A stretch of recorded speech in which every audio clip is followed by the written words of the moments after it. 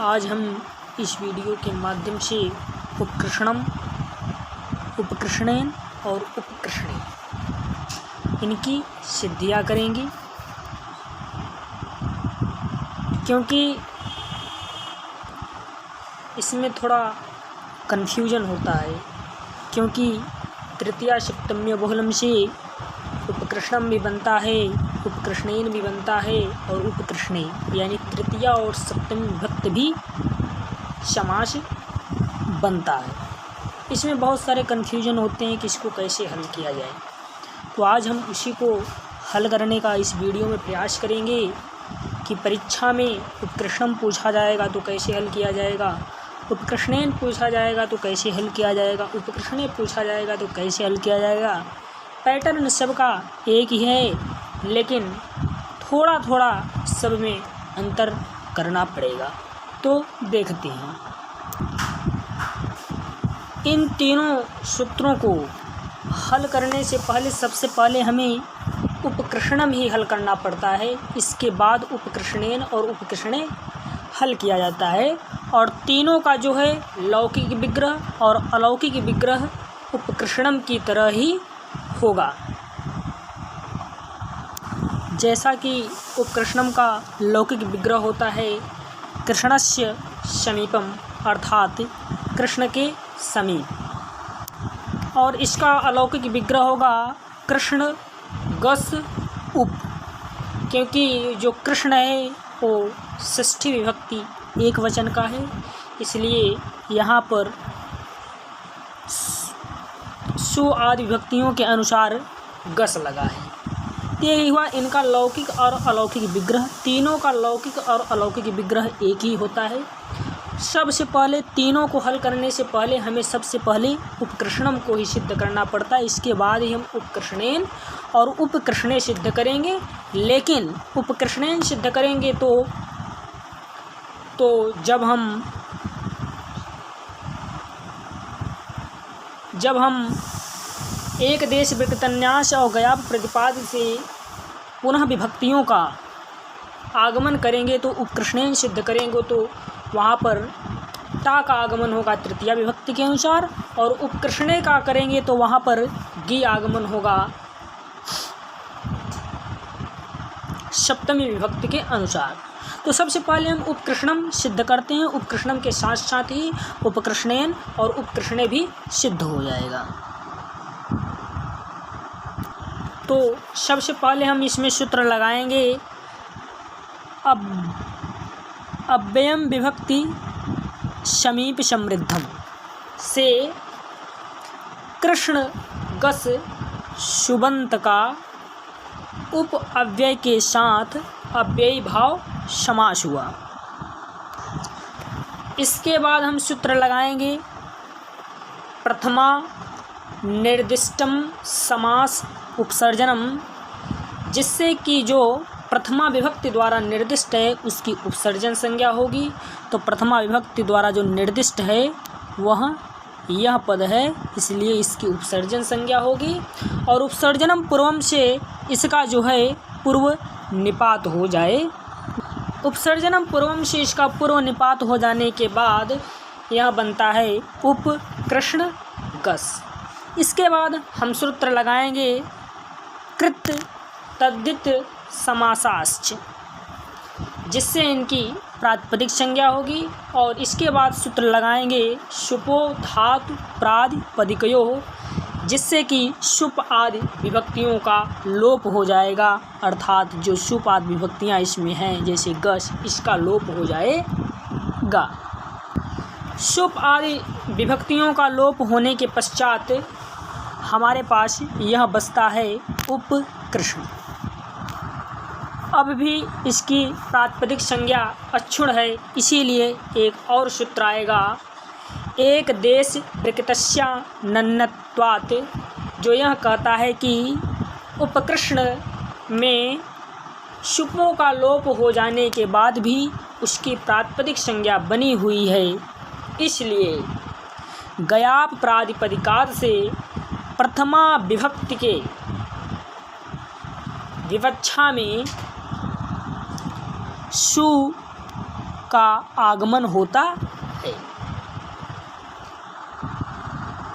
फिर सूत्र आता है अव्ययी भावश्च, जिससे उपकृष्ण की अव्यय संज्ञा हुई और अव्ययादाप शुपः से शु का लोप होकर लोप प्राप्त था लेकिन लोप नहीं होगा क्योंकि यह अकारांत है। अतः एक सूत्र आता है नाव्ययी भावादतो अमत्त पंचम्या, इससे शु के स्थान पर अम आदेश हो जाएगा और अमी पूर्व से पूर्वरूप एक आदेश होकर उपकृष्णम बन जाएगा। तो ये हो गया, एक सिद्धि हो गई उपकृष्णम। अब हम उपकृष्णेन सिद्ध करते हैं। उपकृष्णेन सिद्ध करने में हमें बस इन्हीं बातों का ध्यान रखना है कि जहाँ हम एक देश प्रकृतस्यानन्यत्वात् से शु का आगमन कर रहे थे, वहीं पर तृतीया विभक्ति की विवक्षा में हम त का आगमन करेंगे और इसके बाद गया प्रातिपदिका से ट का आगमन हो जाएगा। इसके बाद अव्ययी भावश्च सूत्र आएगा, अव्यय संज्ञा करेगा, अव्ययादाप शुपः से शु आदि का जो है लोप करेगा, किंतु नाव्ययी भावाल तो अमत्त पंचम्या से इसका लोप नहीं होगा, बल्कि इसके स्थान पर जो है अम आदेश हो जाएगा। तो जब अम आदेश हो जाएगा तो यहाँ पर पुनः क्या बन जाएगा,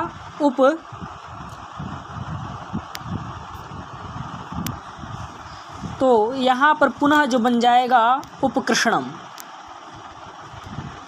अब उपकृष्णम, इसी के पश्चात सूत्र आता है तृतीया सप्तम्यो। इसमें तृतीया सप्तम्यो बहुलम नहीं लगा है, उपकृष्णेन उपकृष्णे में ही तृतीया सप्तम्यो बहुलम लगता है, क्योंकि इसका रीजन है तृतीया सप्तम्यो बहुलम जो है वो अम का आदेश विकल्प से करता है,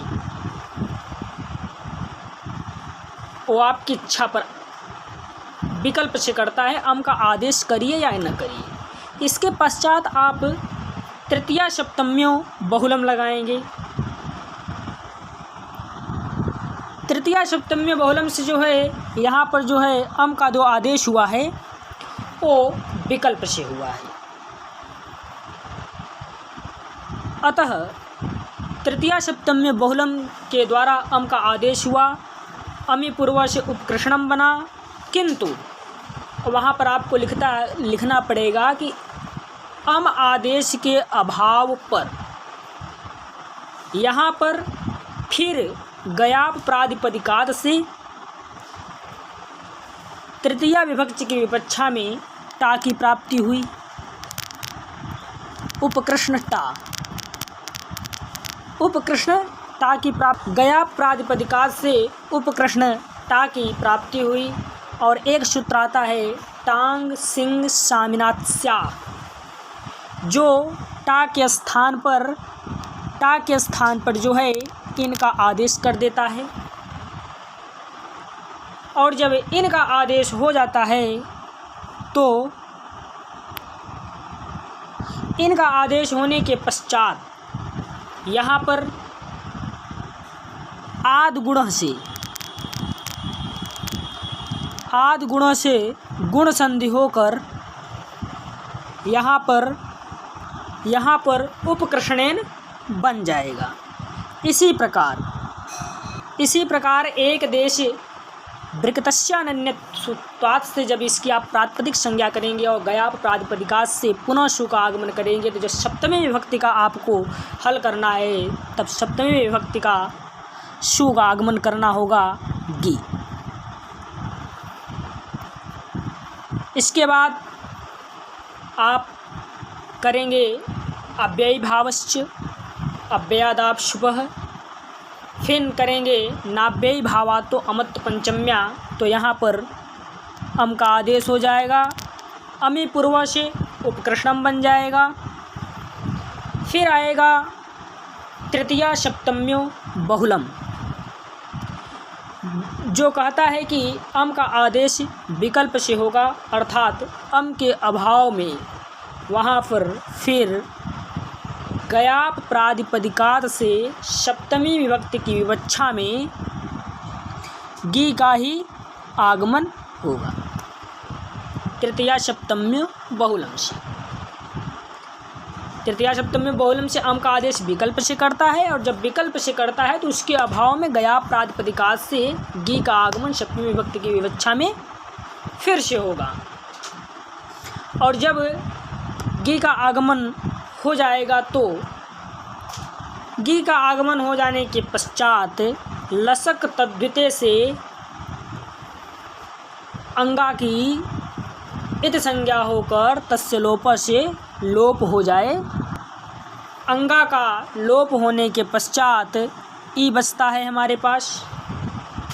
इनमें भी आद गुण से संधि होकर आदि गुणों से इसमें संधि हो जाएगी, और आदि गुणों से संधि